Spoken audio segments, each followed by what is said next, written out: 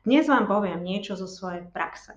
A to konkrétne, akým spôsobom uhradiť kúpnu cenu za nehnuteľnosť v prípade, že mám to šťastie a mám vlastné zdroje na úhradu celej kúpnej ceny. Takže ľudia sa v takomto prípade pýtajú, mám uhradiť tú kúpnu cenu v deň podpisu kúpnej zmluvy a ako ju mám uhradiť na účet predávajúceho alebo nejak inak? V takomto prípade je potrebné uvedomiť si jednu dôležitú vec. Vlastníkom nehnuteľnosti sa nestávame v momente, keď podpíšeme kúpnu zmluvu, ale až v momente, kedy je naše vlastnícke právo k tejto nehnuteľnosti zapísané v katastri nehnuteľnosti. Medzi tým môžu nastať rôzne situácie. Nedaj Bože sa môže stať, že niektorý z účastníkov kúpnej zmluvy zomrie, čo prináša isté rizika. Ďalej sa môže stať, že nehnuteľnosť medzi tým bude zaťažená nejakým exekučným záložným právom z dôvodu, že predávajúci má nejaký záväzok, o ktorom možno ani nevedel.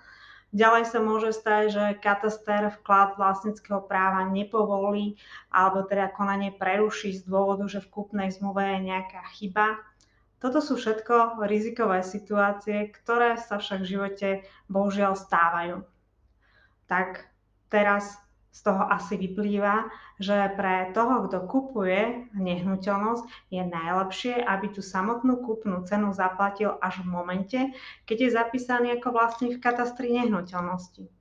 Však, no ale čo ten predávajúci? Predávajúci by v takomto prípade nemal ani nehnuteľnosť a nemal by ani kúpnu cenu. Aké je riešenie?